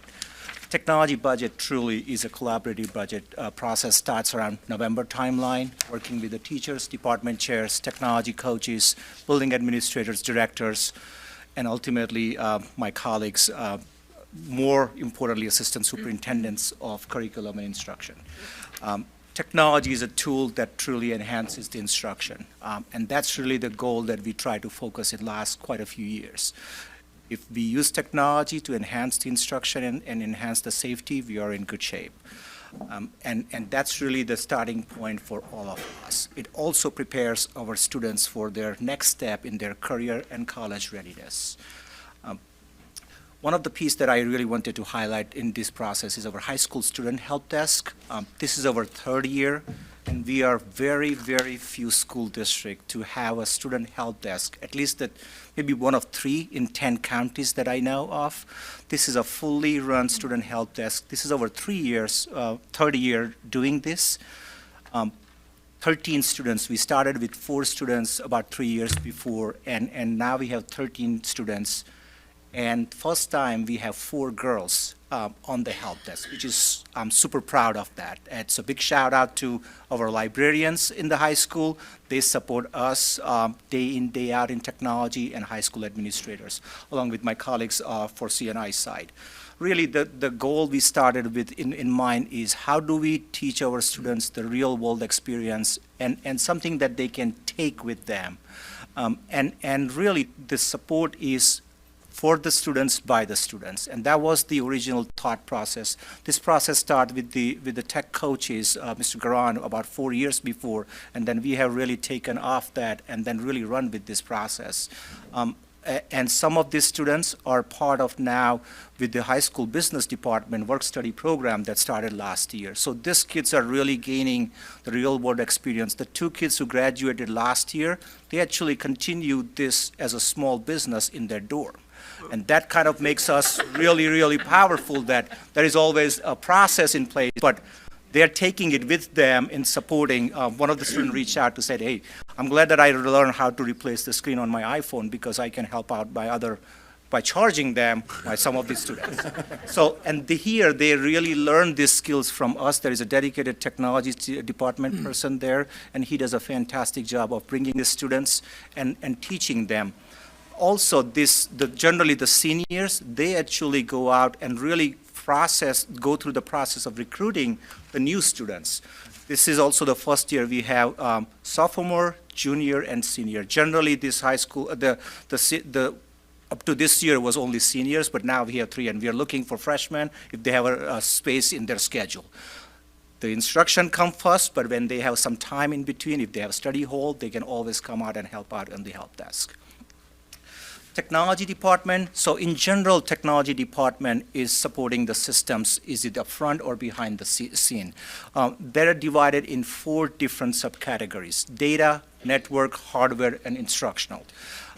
It supports a variety of different, ranging from supporting the student management system, working on a various cybersecurity initiative, supporting the telecommunication, supporting the various classroom technologies like the smart panels, and ultimately enhancing the instruction by either pushing the new curriculum, new standards for computer science or digital fluency, or supporting the variety of different instructional software. And that's really the goal of technology. How do we enhance the instruction in the classroom while safe in terms of cybersecurity? Some of the other technology initiatives that we have underway is Digital Den. This is our 2nd year. Last year was our 1st year. We started with the North Main. When we went about 4 years before one-to-one, what we realized that our traditional computer labs kind of are arcade, and we need to revamp that. So we came up with the thought process of Digital Den, which is active learning spaces in the school. It's the same room, but it's just changed in terms of flexible environment, movable furniture, different type of the heights of tables and chairs. Our kids learn different kids learn different ways. So last year was a pilot for at the Northman. This year we are very close to finish this new digital den at Central Valley. Next year we will be actually working with our Pine Tree team, working with the Pine Tree, Dr. Morales. We already have a design in place, and we will be rolling out that starting in the summer. We also continue supporting the families who do not have the internet at home by providing them a MiFi with our T-Mobile MiFis. Same way, we continue to provide the one-to-one student devices rollout when the student is enrolled and have an assigned schedule in Monroe-Woodbury. If the student is in kindergarten or first grader, gets the iPad, and then from 2nd to 12th grades, get the Chromebook. Continue on a smart panel rollout. This is our 5th year, and all K-5 classrooms, the instructional spaces in the buildings have smart panels now. In middle school, we are almost done. It's about 85% done. And then we started this year at the high school. It's about 20%. The goal is to have a 7-year replacement plan for this panel. So by the time we will finish the high school in the next couple of years, we'll start replacing probably in Sapphire and Smith-Clove, the original smart panels.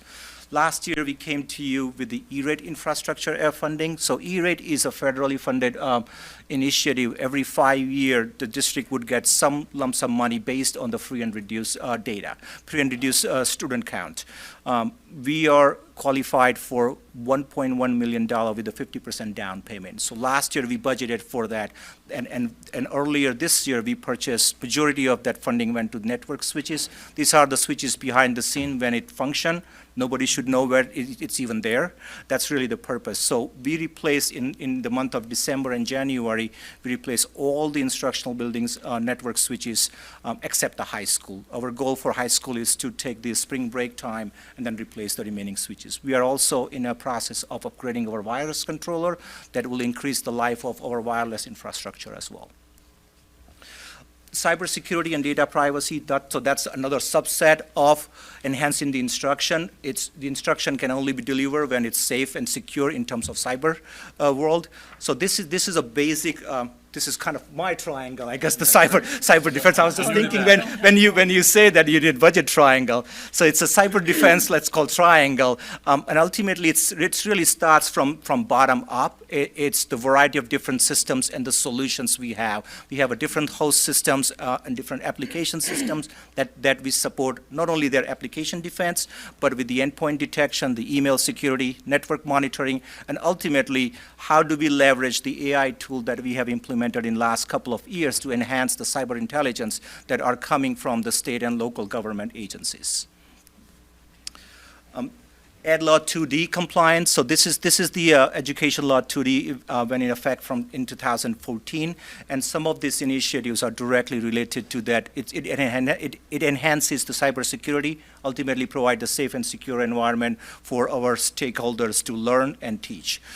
We recently, earlier this month, we completed the self-assessed National Cybersecurity Review. It is a self-assessed tool that allows us to basically watch our journey. There are 5 pillars of the NIST cybersecurity framework. That is what we follow. It's basically the identify, protect, detect, and recover.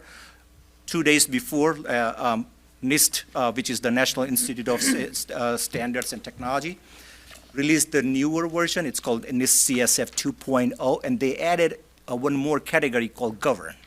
So basically, they tied all the 5 functions into the governing, and then allows us as a school district or any organization who follows the NIST CSF is how are you as an organization governing the variety of different functions of the NIST assessment.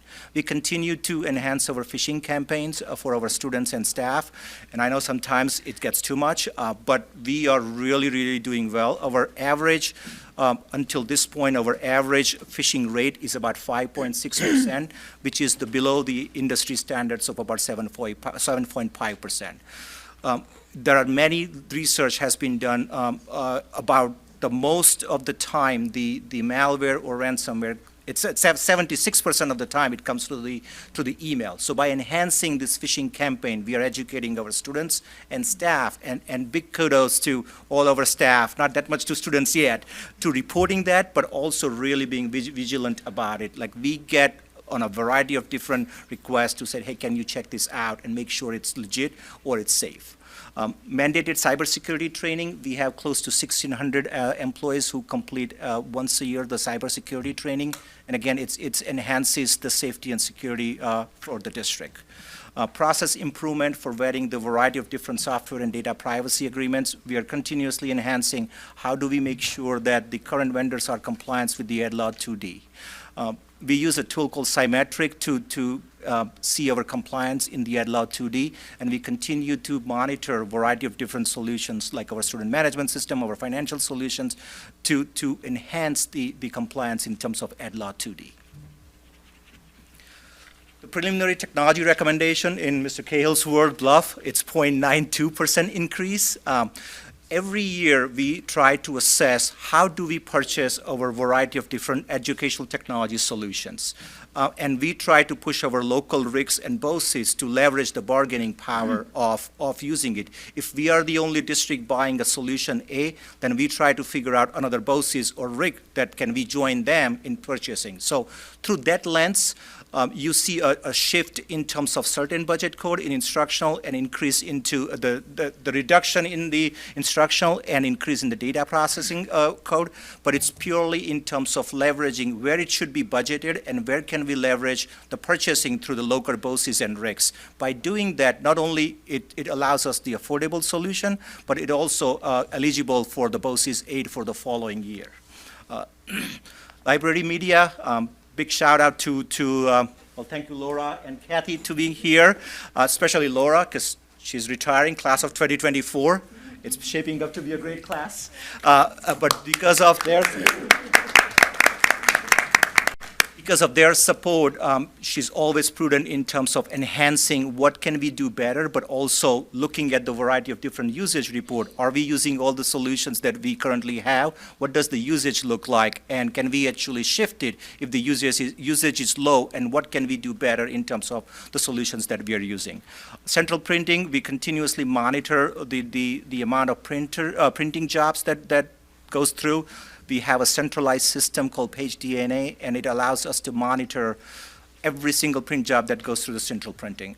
We are continuously supporting different school buildings in terms of if we need to be printed, it's okay, but can it be pushed to central printing because the cost difference is significantly higher. We're reducing our central printing with the 1.03%. So bottom line, it's an increase of just about $40,000 total with a 0.92% increase. Technology in the district, this is just an overview of variety of different solutions, different devices we have in the districts. It's close to, it's about 10,381 devices. Just about 4.5 years before, this number was really about 3,800 devices. So the big shift is obviously through the COVID, we went one-to-one, and we keep enhancing how do we give out the devices, not to our, most of our TAs have it, all our teachers have it, almost all our students have our devices as well. And then through the help desk and technology department, we support those devices on a very regular basis as well. Help desk tickets, so we monitor the efficiency and also the support timeline. How are we doing in terms of when a teacher open up a ticket, how long it takes for us to respond it. This is also another way of looking, if we all of a sudden see a specific type of the tickets related to a type of solution, there may be something happening that we might not just know that. This is just the last 3 years of data, and generally it ranges in 7,000. This year is a little bit higher, but it's average out about 7,000 tickets per school year. And this includes not only the school DUTE, which is the system we use for monitoring the tickets, but also our student help desk and the repairs or walk-in repairs that our technology TAs does it on day in, day out as well. Libraries are a flexible, vibrant place. This is the place for the students to be. In last 5-6 years, we have done really good job. It's actually kudos to Laura and her team for all the librarians. They have shifted in what does the library look like today? About 6 years before, we started 1 year at a time in enhancing our current library to become a more flexible seating and really upbeat design of the libraries. This is the year we recently finished the middle school library, so if you have not checked it out, I highly encourage that when you are in the middle school next time, please stop by in the library and then see the transformation that happened in the last couple of years. Next year, we are scheduled to change this in high school, and then we'll go back to the Sapphire. This allows our students with a quiet area or small group areas, makerspace. My favorite part is the chessboard in the corner of the middle school. The expanded in-person library, we have a variety of different library programs. It's Read Aloud. Earlier this month, we had the authors on site in middle school and high school, and Read Aloud Day was celebrated in every single library throughout the district. The librarians do a phenomenal job, not only supporting technology in terms of Chromebooks or iPads, but also to keep an eye on electronic books as well as the hardcore printed books as well. These are the number of last 3 years of the circulation, and as you see, that after the COVID, the numbers keep increasing year after year, and the goal is to keep enhancing this number and supporting not only just the electronic, but also the print media to all of our students and staff as well. Any questions? Thank you for your time. I would have one, the help desk. So the students who are participating in that, do we do anything for them in recognition of their support to the school?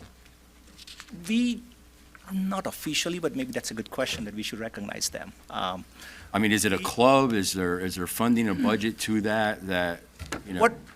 What we have done, last year was our first year, that when the student graduate and happen to be on the help desk, every summer we hire the summer staff at the MCC, because in general, every summer, we actually reset 2,000 devices. So we bring the old devices, we clean it up, or we deploy the new devices. So we hire 4 to 5 students, and last couple of years, these students are coming directly from the help desk. So in their mind, the incentive is, if I finish this, I can actually work over the summer in the computer department, and if I'm going into computer science or computer engineering, it would look phenomenally good on my resume or my college letter. So that's kind of their incentive, but I'll talk internally with my colleagues and then see if there is something better that we can do. It just maybe something for those kids who are giving away their, the study hall to support, like, Good thought. Whatever club funding that's used to, pizza or something easy, I mean. Oh, no, that we do it. Okay, No, good. but it's not like a formal recognition. Well, just and- even a certificate or something of recognition that we can, And you have mentioned this, when we added the work-based learning program up at the high school, students can opt, instead of having a study hall in their schedule, they can opt to work at the student help desk, because the help desk is now officially an approved work-based learning location, because it's supervised by one of our business teachers in addition to the technology staff. So they also earn a half a credit of an elective sitting in the class, and it appears on their transcript as part of the work-based learning program. So it incentivizes them, rather than just having study hall. It's not just, I'm leaving my study hall and going to work at the help desk. It appears in their transcript, they get a half a credit elective towards graduation for each semester that they participate in that. That's great. I mean, these kids are going above and beyond, which we appreciate and is helping us and saving money to taxpayers, because you don't have to hire staff as many. Not necessarily always, but I think this is a great experience. I think the staffing wouldn't impact much, but certainly it helps us, yes. Yep. That's great. As long as they don't start a war games type of situation in college. They're too young for that. I was not gonna get that right. I know, I'm dating myself. Yeah, right. They might. Thank you. Righty.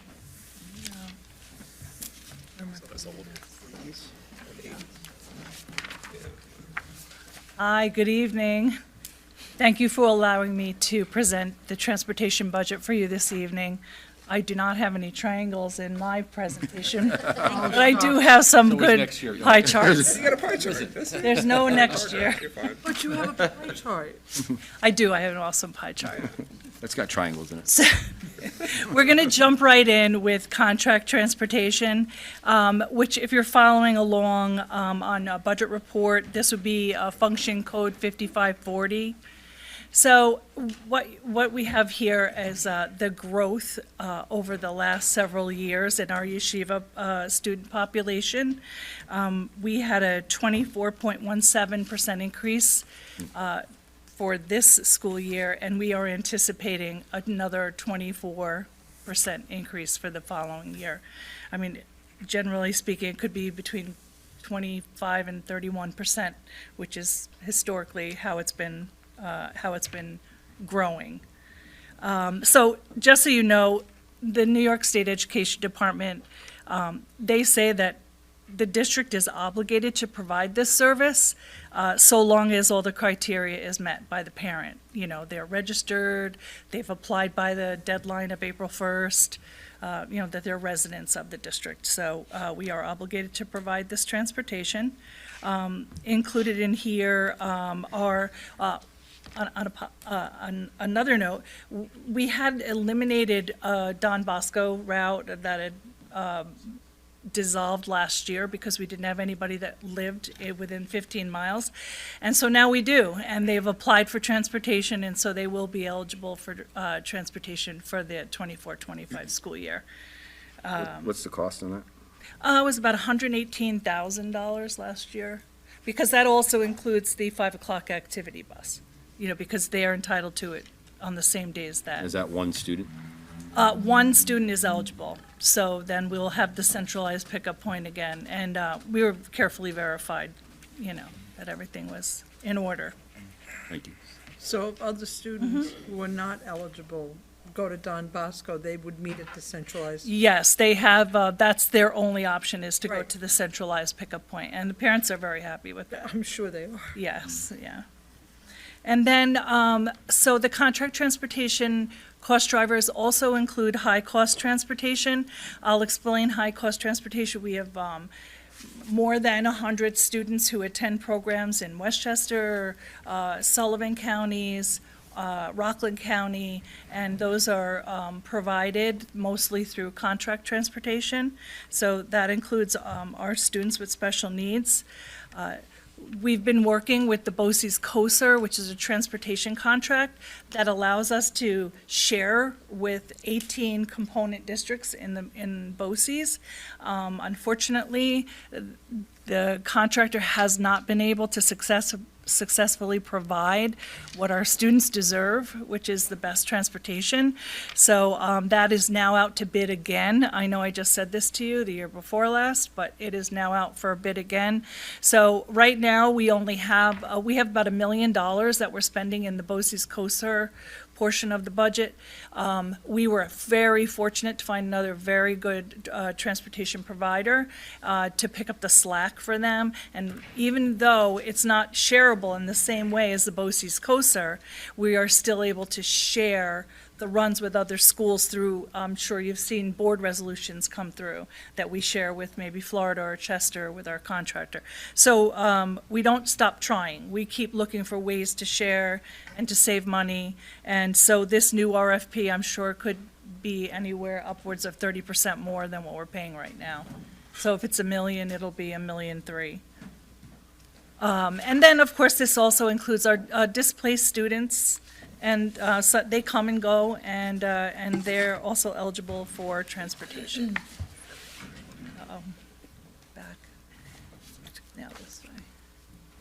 Here's the pie chart. So included in contract transportation, it's not only about our non-public school students. We also have our field trips in this code, and our athletics, other non-public programs, our high-cost transportation that we just talked about, the yeshivas, the COSER. So they all live within this 5540 code. It's the biggest part of our budget.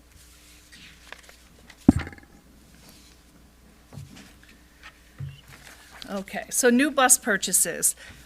This year, we're asking for the board to allow us to purchase 4 large 72-passenger diesel-powered engine buses and 2 gasoline-powered school bus vans that we buy.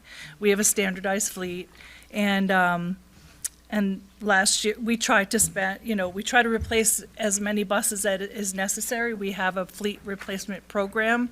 And a few years back, we did not buy buses, so it will take us a little while to catch up on that, but it was something that we needed to do then.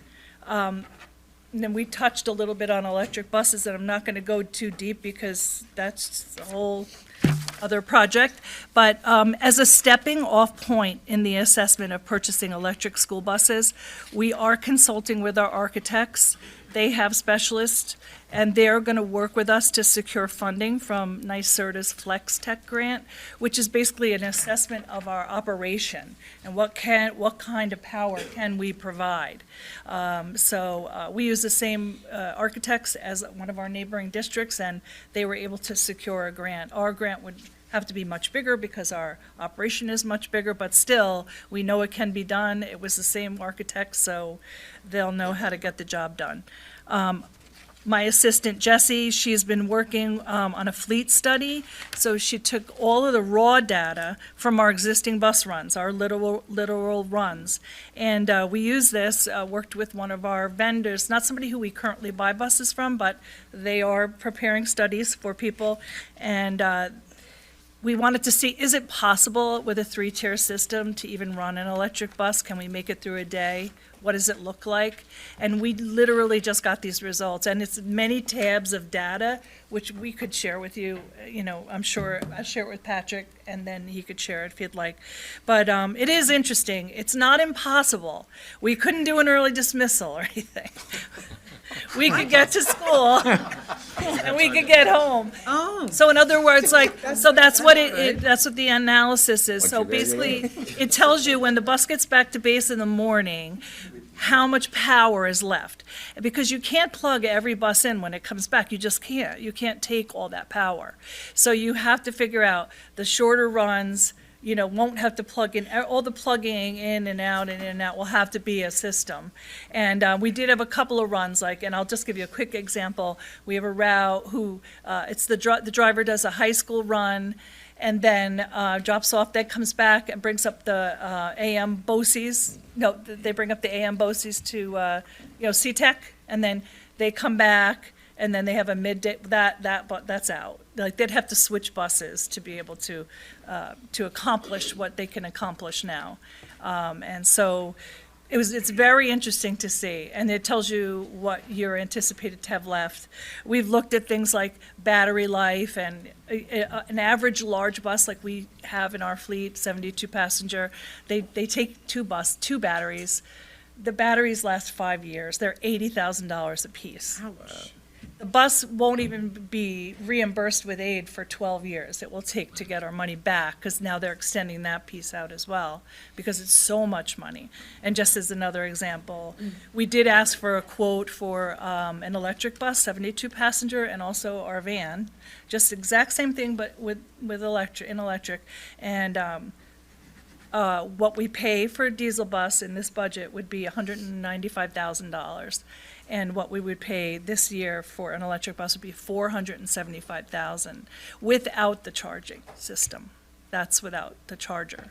Right, but the power companies aren't going to be able to supply the power anyway. Right. And the bus companies are not going to be able to buy the bus anyway. Right, So if we can't buy the bus and we can't plug it in, so it The doesn't roads make a can't whole take lot them of sense either. to buy an electric bus. right, but No matter what New York State says. exactly, but what Patrick is facing now is on the SAMS report that the business office has to file this year.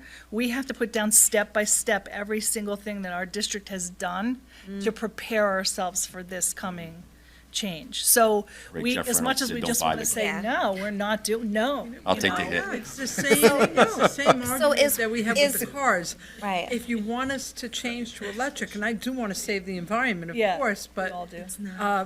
then can't you do something about lowering the cost? Just- It's all part of the green initiative. I was gonna Green as say. in money. Yeah.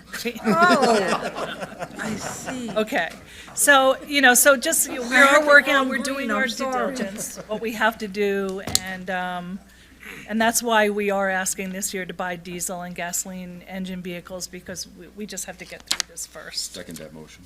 Okay. All right, so This chart gives us a visual representation of the percentage of each part of the $15,011,210 transportation budget. So you could see 82.63% is contract transportation. The 5510 code, which is transportation and supplies, everything from fuel to insurance, that is 15.86% of the budget. And then the garage building, where the buses are worked on, 1.5% of the budget.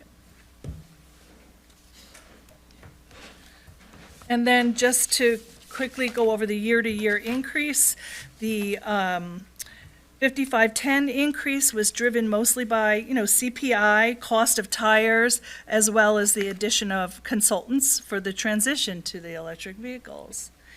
And then the 5530 code, there was a small decrease. I checked with our mechanic. Our head mechanic felt that the shop was well-equipped at this time, and he didn't request any, large equipment. And so that was helpful this year. And then 5540, again, increase driven by additional students attending non-public programs, and anticipated CPI is going to be between 3% and 4% this coming year. And then again, Patrick mentioned earlier, the personnel budget will be included in Mrs. Hawk's presentation, the 20th? Yeah. 20th, Martha. Yep. All right. And so the total year-to-year increase would be 16.99%.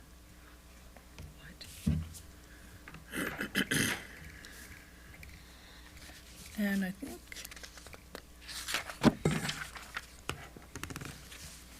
so I just wanted to say a special thank you. I will be retiring this year, and Monroe-Woodbury has fantastic staff, the bus drivers. There's no other drivers like who we have here, and I've been so proud to work with them.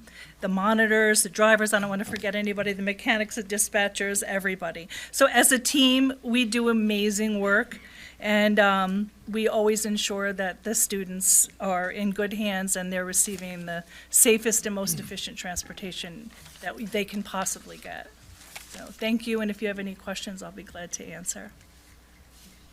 My only question is, can you please stay? I know. but Just you for only- 5 more years, and at the most, no more than 15. No, I'm so tired. No. Anyway, but thank you. It's been a pleasure. Is there any questions? Okay, No. thank you. You all did a great job. Thank you. Thank you so Aw, much. thank you so much. Thank you, Dawn. for You're everything. welcome. Including your pie charts. The pie chart.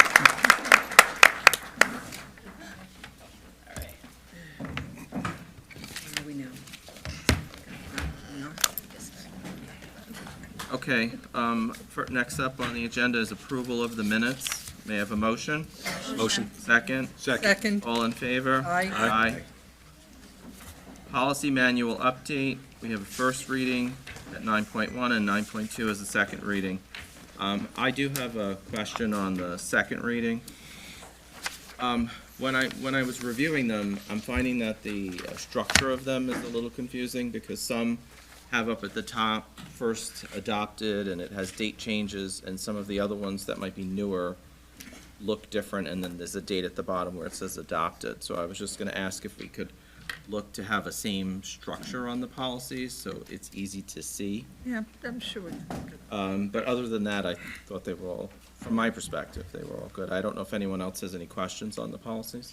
I just wanted to add about the first reading on the policy tonight, the religious expression in the instructional program, that we took great care to align it to our calendar and ensure that we do have the required New York State 186 days. Great. Anything else? May I have a motion to approve the first reading? Motion. Second? Second. All in favor? Aye. Aye. A motion for the second reading? Motion. Second? Second. All in favor? Aye. Aye. Action items, resolution to nominate the 2024-2025 Orange Ulster BOCES board candidates. Any questions? Motion? Motion. Second? Second. All in favor? Aye. Approval of the instructional calendar for 2024-2025. Questions? Motion? Aye. Oh, Second? Motion, sorry. All in favor? Aye. Approval of the revised 23-24 BOE meeting calendar. Any questions? Motion? Motion, Second? Second. All in favor? Aye. Aye. Aye. Personnel, Ms. Hawk? Thank you. I'd just like to request approval of the items listed under personnel, 11-1 to 11-11. Any questions? Motion? Motion. Second? second. All in favor? Aye. Aye. 11-15. Business and financial? I too would like to respectfully request approval of the business financial items. I think it's 12-1 to 12-4. No donations or anything else you want to cover? Okay. May I have a motion? Motion. 12-1 to 12-4. Second? Second. All in favor? Aye. Aye. Committee on Special Education and Preschool Special Education. May I have a motion to accept all the reports under? Motion. Second? Second. All in favor? Aye. Aye. Report by Board of Education Committees. So we have Policy Committee? We just presented policies for first and second readings, and we are up to date with our policies. I'm very happy to report that. Excellent. Thank you so much. Any questions for the Policy Committee? Next up, visitation. We actually didn't have any visitation since the last meeting. We will be visiting the bus garage, and all of us will be bringing extension cords.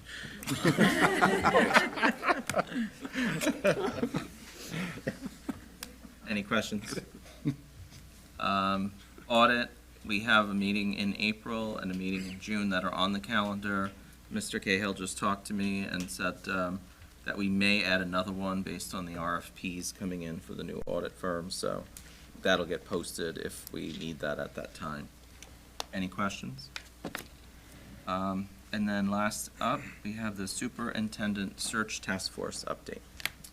So the forums are starting to wrap up. What we did have our actually, it was an entire day's worth of forums. I'm not sure if Mr. Martinez might speak about it as a student representative, but we had a student committee that came in to meet with district-wise. We then had the non-public school entities that were able to meet with district-wise, and then we did have a larger community forum, along with the other forums that are taking place. As I know Ms. Vega mentioned this evening, our stakeholder groups have been also meeting with the company to give their feedback, all of which is very important. I believe I stated at our last meeting that what's going to happen is once all of this data is collected and all of this information is given, the board, once everything is completed, will get reports based on all of the information that has been received. We do not get names of anything. I know it was asked why we weren't in attendance, so I do want to clarify that the reasoning that the board members have not been attending these events is it has been asked by us that in order for the community to be able to speak freely and the stakeholders to speak freely, that we would not be in attendance. It allows for a more open communication with the company and gives the opportunity for people to say exactly what they're feeling. We will then get a detailed report as to each avenue that the data was collected, whether it be the email, the survey, or the forums, but we don't know names. So again, it's that anonymity piece that the stakeholders are able to retain. So I did want to clarify that. We have over 400 people that have answered the survey, so I encourage everybody to continue with that. It is still open, and you can find that on our webpage information for the search tab. And please visit there as well to find the email link, which again is anonymous. The board members do not see that. Whatever feedback you give in that email goes directly to the company, and when we do receive that data in the upcoming weeks, it will simply say feedback responded via email. So that's kind of how we're getting all of that. I think that's it. I don't think I'm sorry, one other thing. The other question that has come up is why the feedback, and it's important to understand that one of the things that we've learned is that the information that you are giving to the company is also how some of the interview questions will be formulated. So as the stakeholders are pressing upon certain events, and I'm making this up, but if 100 people have a concern about transportation and electric buses, that could potentially be an interview question that we would then ask the candidates, hey, this is a very important concern for our community. How would you, the new superintendent, handle the fact that we have to have electric buses? And I've just made all of that up, but I'm using that as the example. So that is why it's important for everybody to give as much feedback as possible, because it will help to formulate those interview questions. Am I forgetting anything? Just that he did know, was that the most survey Yes. responses he's ever gotten? Yes. They've ever gotten? So the company did mention that, as in true Monroe-Woodbury fashion, which I appreciate, we are #1 and get a gold star. So keep it coming. Yes. Excellent, thank you. Okay. Report by student representative. All right, good evening, everyone. I am going to start first talking about this task force that the students were able to talk to, about the search with the superintendent. The students were really able to articulate their ideas of what they do, what they want in the next superintendent, and it was really impressive of how well they were able to communicate it, where it wasn't just, here's blanket ideas. They understood where the board is coming from and what they want in a superintendent, and that this is a very difficult role, and they just want someone that's going to be able to represent the students and communicate effectively. I think that was one of the big ideas that I saw. It felt very personal, where it kind of felt like everyone was willing to work with each other and kind of be very excited, which I thought was really interesting. Like, I've never seen students so excited about, like, oh my God, someone's new coming, but they kind of just. Do you see my face? I'm like, You were an amazing superintendent, and I think what I would like to say is that I think they saw that she's such an impressive superintendent that they want someone to hold the same values that. That was a good comeback. Good comeback. Good comeback. Make it. That's right. I vote for Michael. They were able. This was a really good, productive meeting. But further afterwards, I did want to also take a time after our last board meeting. We discussed a lot about students, and so I considered the presentation, the data, and the viewpoints expressed, and it was evident that we all really share one common goal. That's the students. We just want the best for them. And I know there's not one solution. I respect that there's different viewpoints that we all may have, but I think in general we all just. I hope we are able to address the challenges that these students face, because it's never going to be one solution, and we do face a lot. So I took some time as a student board representative. I want to give you kind of what I thought about it and what I think students are facing right now. And I have no background in education. I haven't gone to college yet. I have no philosophy on this. Like, this is just kind of coming from a student. So testing and students, this is a very complex issue. Students face anxiety towards it. We're seeing a very popular idea that students are not the best test takers, myself included. And I don't believe we disregard the data. I think it's the data that is important for the students and for the school to kind of observe from and see where we're at. But I think we also should recognize that there might be other avenues that are possible, whether it's not saying it's a final exam, but final projects, kind of being able to observe and place in the idea that students aren't going to be able to put all their knowledge down on that A, B, C, or D, that they can express other ideas in a project and evaluate through the teachers and kind of make sure that they do get a comprehension of where we're at their educational level. As well as, I kind of took a moment as like, this school's really diverse. We have so many students, so many backgrounds. And I think it's important that we remember to embrace what we have and kind of recognize that it's something that places value in this I'm even proud of. And I think it's also to recognize that, yes, we do have a really large A&L population. And I think we also should recognize that we should make sure that not only if there's more students coming in, what are we doing to help them? What resources are we giving to the students? And also the teachers. They have to continue to, I want them to also have the best chance of giving them the best education that they can have. And so I think we focus on that going forward through these budgets and kind of just in our minds. But I think something more fun as we did have this whole reading week that I did attend at Smith Clove this week. Was it a few weeks? It was Valentine's Day. And so I did, my little brother loves The Old Lady Who Ate a Rose, so I did that. It was a really cute book.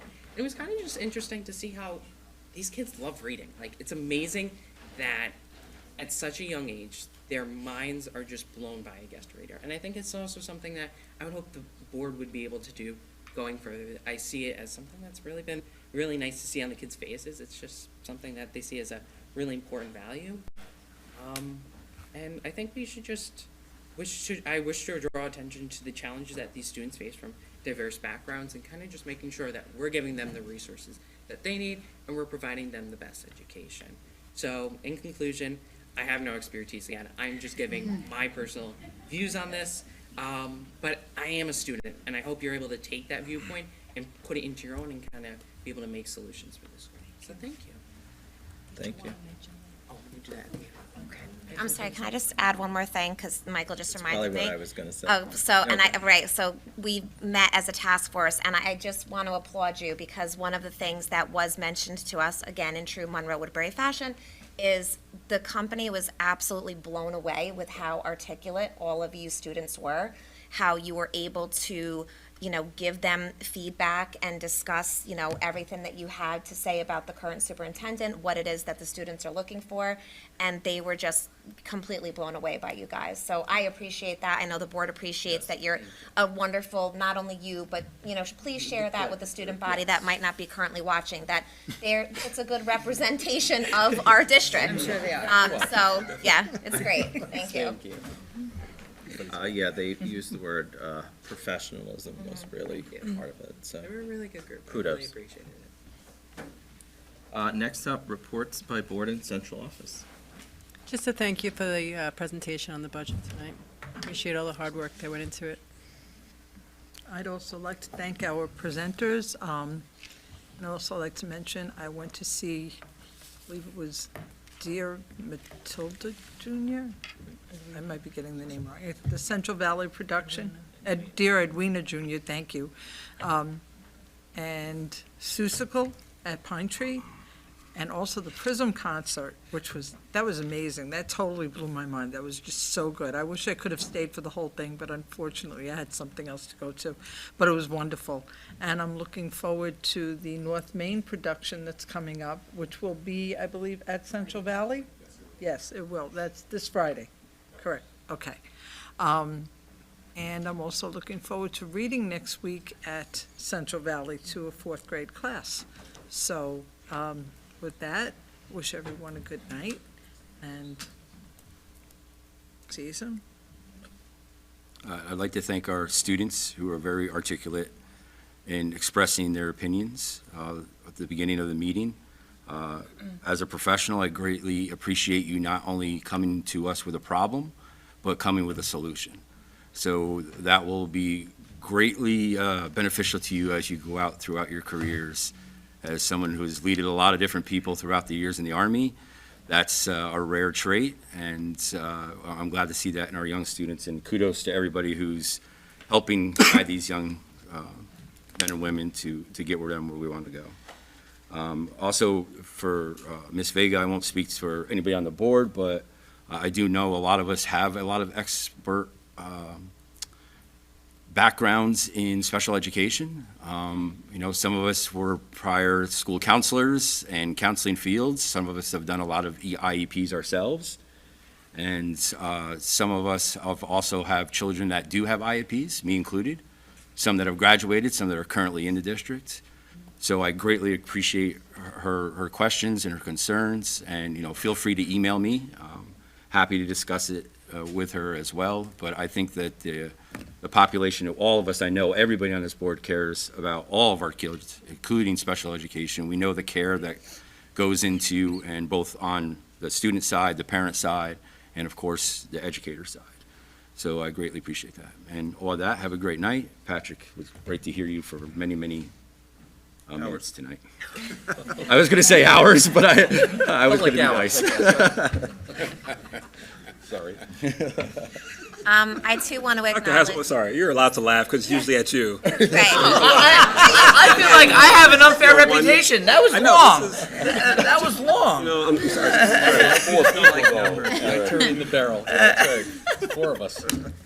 I too want to acknowledge the student speakers. I mean, again, I think it's a lot for you to be able to get up here and speak to not only us that are sitting here, but obviously it is broadcast, so there is that element as well. And I think you were very articulate, and I commend you for getting up and speaking for your cause. Thank you to Patrick and his entire team and all of the presenters. As much as I love to hear Patrick, it is nice that there's other people that come up to help present, because it was same with you, Eric. I hope you bring up teachers. I'd rather hear from them than, I mean, again, it's nice to hear our staff that are working behind the scenes. It's not a one-man show. So I appreciate that. Whoa. It is important. And to that, I will acknowledge, which I know Mr. Kravitz will probably speak a little bit more in depth on, and I do know that the entire board will be getting a presentation on it, but I just wanted to acknowledge, as I think I've spoken a few times in here, we have started now to have board members as part of some of our curriculum review, which used to take place years ago, and we're kind of, since COVID, circling back around to that, and I have been able to sit in on some of the meetings that have been taking place in regards to the new reading program.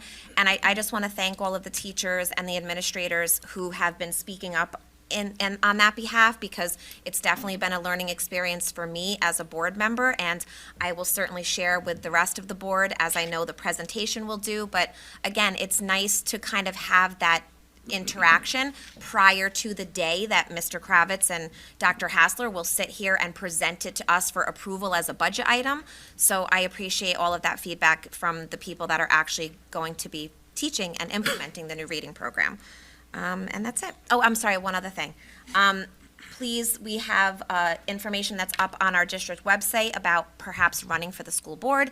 So I am appealing to everybody who might be watching this evening. This is a wonderful place to get some experience and to enrich your community. And please reach out to any of the board members. We will be attending upcoming PTA meetings. I think Anthony went to one last night.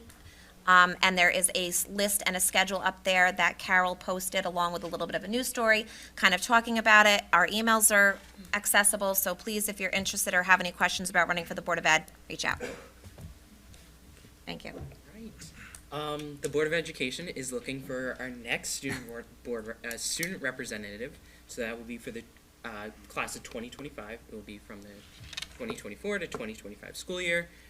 So all class of 2025 students are welcome to apply. Deadline is March 22nd of 2024. From personal experience, do not wait till the last second to submit the application. Do not wait till the 21st. I did it. Not the best decision. So submit early, take time, really reflect on what you want as student board representative. And yeah, if you have any questions, feel free to email me, and thank you. Have a good night. Big shout out to Pine Tree Drama Club for a fantastic Susical Junior show. It was amazing, students and staff and faculty, all the support staff as well.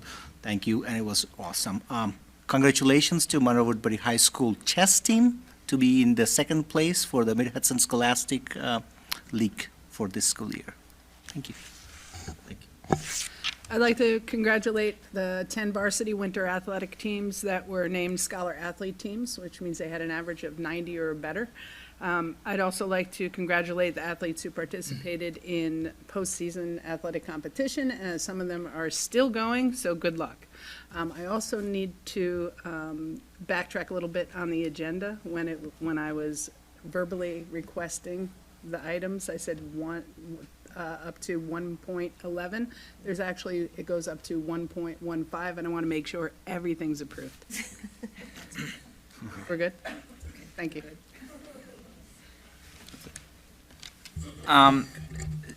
Thank you to Michael for your comments about the presentation last week, but I think more importantly, I think that your comments reflect the importance of having a student representative on the board. I think it once again echoes the importance, and the superintendents are cheering from the students, that the students represent what all of this is about. So thank you very much, not only for your comments, but for your advocacy for kids on the board. Condolences to the Vernola, Gray, and Maxim families on their losses. Pine Tree was the first school that I substituted in when I graduated college, and Jean was the principal there, and she ran an amazing building. And condolences to the family. She had a huge impact on the school district. Prism and Kaleidoscope concert was awesome. School plays have been awesome. If you missed them, there's still more coming up, so please go see them. Last Board of Ed meeting, I congratulated the retirees. It was Counselor Week, and I thanked Ms. Stack, who's one of the clerical that work in the middle school guidance office. Tonight, I'd like to congratulate Ms. Rose, who's her counterpart there. Both of those retirees are going to be greatly, greatly missed in the middle school counseling office. Good luck to our Odyssey the Mind teams that are going to be competing this weekend. Hope they advance forward to the state competition. I'm sure they're going to do great. Finally, the middle school is hosting a technology and social media safety presentation on March 6th from 6 to 7. It's Robert Hackinson. There's information on the district website. I encourage everybody to please attend. He'll also be doing presentations during the day for our students as well. So there's a parent evening session, but it's also there will be assemblies for the students during the day about social media and internet safety. So thank you very much. Thank you very much, and I echo a lot of things that Eric said, so I won't even say them, but plays Odyssey of the Mind. Michael, your answer was a great, your statement was a great response, or would be a great response to a superintendent question about, how do they feel about assessments in the district. It was, you did a great job. We had parent steps at Sapphire in February a couple weeks ago. Parent steps are basically an opportunity for those parents who have incoming kindergartners to learn more about the district. So that night, we had our transportation department represented, as well as our food service department, and we probably had about 60 parents, give or take, right, that were in the Sapphire auditorium. It was a really good showing, and you have a range of parents. Some are just there to listen because they've, this is their very first kid going. Others, this might be their third or fourth kid. They just want to see if there's anything new. We were able to answer questions, and it ranged from safety on the school buses to food allergies and how that is handled in cafeterias. And both Dawn and her team, and Lynn did a wonderful job. Lynn Prestia came with bagged vegetables and fruit for everyone to take as samples, and they went very, very quickly, and it was great. Eric mentioned Cookie, Jean, and Mary were all three of them were forces in this district in very different ways. Mary was very quiet. Jean was super organized and ran a very tight ship. And Cookie was a larger-than-life personality, and condolences to all of their families. Congrats to all the retirees. Have a wonderful night. Great. So I just would like to echo what others have said tonight, and also congratulate Tina Anastas, who's a member of the business office staff, for her promotion to the accountant position at the business office. And with that, I hope everyone has a nice evening. Thank you. Yeah, I reiterate and echo what others have said this evening, and I just want to thank all the speakers and all the presenters, and have a great night. Thank you to the presenters, but also to echo what Dr. Hassler was saying to Michael. When you say that you don't really have that background in education, I think you have one of the most important voices up here, and that's the students, because you're the one living through the current education system as well, because it's completely different than what it was before. So keep your opinion coming. Except for about Elsie. I'm going to keep that, to a minimum. But thank you for that. And thank you and good night. So I'll be really quick. So thank you to the speakers and presenters. Suzuko the musical, I think she was a kangaroo. There was one lady who had the most soulful voice. You know what I'm talking about? Anyone that saw that knows who I'm talking about. She was incredible. I don't know her. It's not like I don't know her, but if she's out there listening, she's not. She did incredible, and I look forward to seeing her, on TV in the future. That'd be incredible. And have a good night. So I want to thank the presenters. I think you guys did a great job. I am going to miss the triangle when I'm retired, so please send it to me. You can tune in, Elsie. And I want to thank the students who got up. So last meeting, we talked about scores, and we didn't fare as well as we wish we did. But I want to say that I want to echo how our kids get up and speak. The two students who got up from the high school spoke very eloquently. They made their point. That just doesn't happen, right? That's part of the work that we do as a school district, is ensuring that our students have a voice and that they learn to speak articulately and get their point across.